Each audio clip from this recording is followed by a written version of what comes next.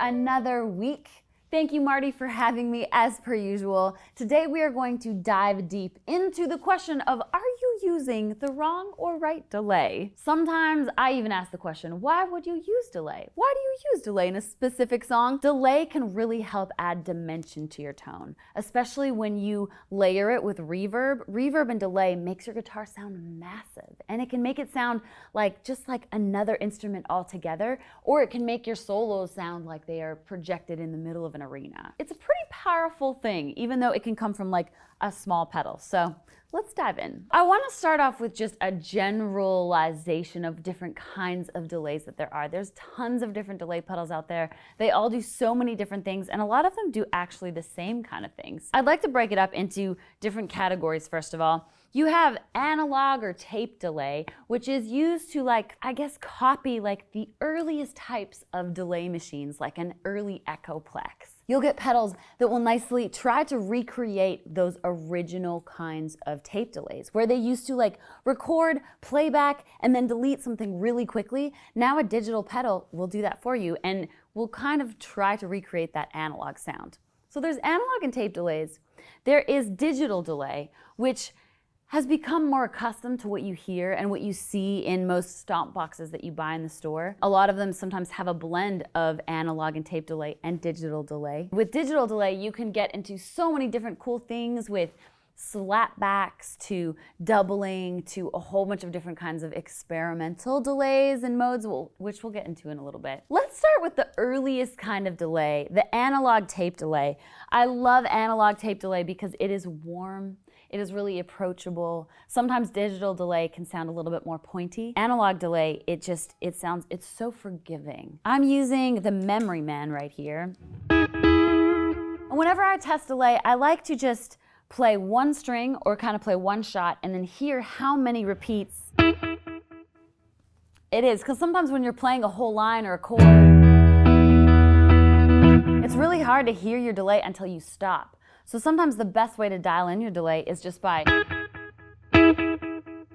honestly just playing your guitar once. And you can dial in the feedback, which is how many times it will echo. So that's a considerable amount of feedback. And sometimes when I'm in the middle of a solo, I want my guitar to sound big and I want it to swim. And so having a lot of feedback in a knob is sometimes a good thing. Or sometimes when you don't want that much, you don't want as much of a wishy-washy sound, you can dial down the feedback to just one repeat.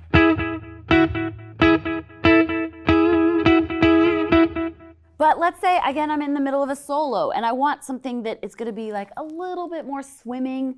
I'm gonna want a few more repeats on that just to broaden out my tone a little bit. Okay, so that's probably at one end of the spectrum, but just so you get an idea, here's a little solo line with a lot of feedback, a lot of repeats on my analog delay.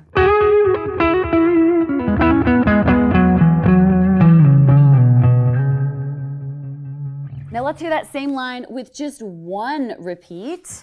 So we'll check it here. Okay, so there's just one repeat. Let's hear the same line, but with less feedback in it.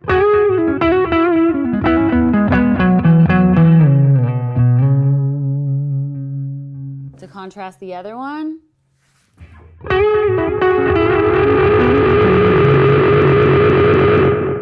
Okay, we're getting a little experimental. But you can see how the feedback knob can really affect the sound of your solo, you know? I generally like to keep it a little bit in the middle, so it's more than one repeat, but it's not infinity repeats. That's generally where I like it, where the second repeat is the loudest, and then it trails off pretty quickly.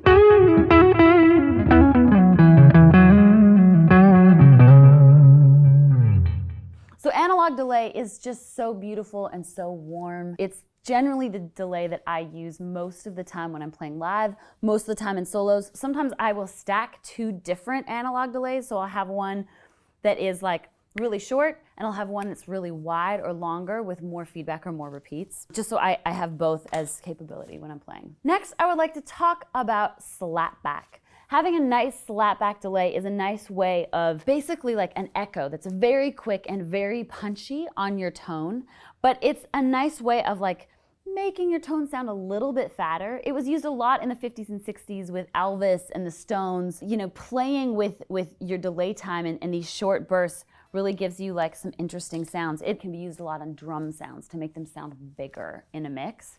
And sometimes they're so subtle that you barely even notice them, but they definitely do stretch things out. So this is just with a little bit of a slapback. See, I'll even turn the feedback down. So it's just like the trail on a note. And when you hear that, you can hear it. If I just play one note, do you hear it like just on the trail of it? So it's there. This is with it off. That's one note. This is with it on. So it adds just a little bit of something. Now we could even turn the mix of that up so you could really hear it. Maybe we'll split the difference. So this is with it off. So a slapback is just like the littlest bit of hair of a delay on a note, but it really adds to the sound. And sometimes I love keeping a slapback delay on my tone for a whole song sometimes. Sometimes a song it like really thickens out a chord, like this is with a slapback delay on.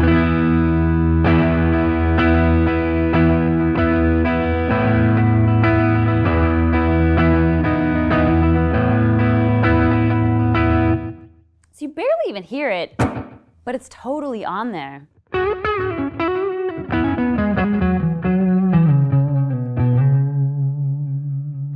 So a slapback is a really nice way of just adding a little bit of a delay. It adds a little bit of something to your playing, but you don't really even hear what it is most of the time. Now next I would like to cover something called doubling. Doubling is similar to a slapback, but it's a shorter delay time, and it almost sounds like you are doubling the track itself. So you're taking that guitar stem and you're like doubling it at the same time with another of the same note. Sometimes depending on a song, or maybe you want to add it on in a chorus. Maybe you're playing as a trio and you can add like a doubling delay for choruses to really thicken them up. When I've played as a blues trio before, I've done that a lot sometimes. This is an E chord without a doubling delay. And this is with our doubling delay. Now you can change the mod and the feedback a little bit down so it doesn't wiggle as much. But it just gives like a thickness to a note. It makes it sound like two guitars are playing at the same time.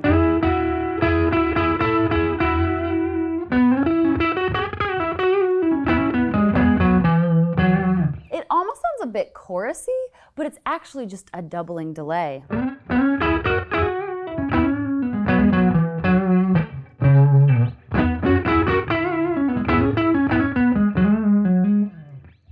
So doubling delays are really fun, and they can be used specifically for parts that you just want to make sound really cool. Now to get into the experimental delay world, delay is so fun, especially when you want to really get some cool tones going. I'm going to use the MXR Carbon copy right here. It's a really simple pedal. It has a mod button that can make your delays sound a little bit more warbly. For lack of a better word. And then it has a regeneration knob, which basically is your repeats knob. And so I've dialed into something like kind of experimental, but it's just an example. This pedal, like the Carbon copy, can do exactly what I did with the Memory Man, just have a really nice warm sounding analog delay.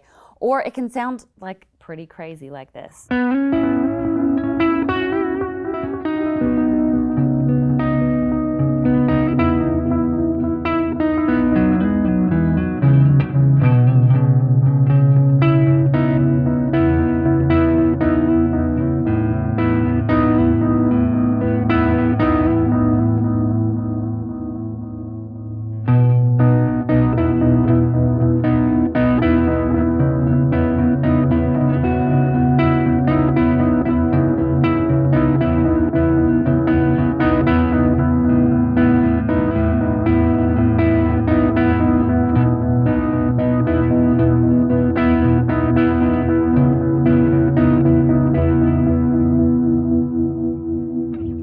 So you can see it gets pretty crazy, pretty fast, but it's just fun to experiment with delays and long delay times. And especially if you're writing, sometimes I just love experimenting with really turning your mix up and really turning your repeats up and seeing where your brain goes. The last kind of delay I'm going to talk about is also a form of experimental delay. It's reverse. A lot of digital delay pedals have a reverse button, but it can be really fun to experiment with reverse sounds, especially when you're building a track out. Sometimes when you have another guitar player in a band, a reverse knob can be really cool in the right song.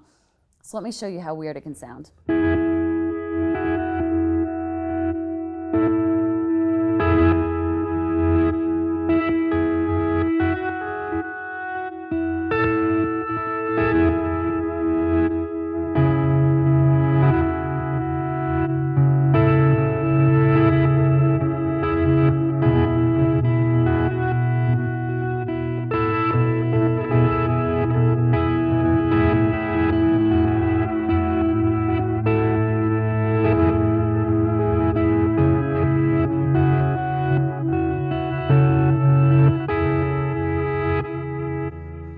So you can see it gets super experimental super fast, but it's very cool. It basically takes your delay, flips it on its side, and then plays it back. So guys, that's a little bit of a deep dive about a bunch of different kinds of delay. It's just scratching the surface, but basically the world of delay pedals is so exciting. You can get so many different tones. So just pick a couple up and start experimenting with them. You'll never know what you can find. Make sure to subscribe to Marty Music and like this video, and make sure to go down to my own channel and check it out and come say hey. I'm Lindsay L, and this is another lesson on Marty Music. See you guys next time.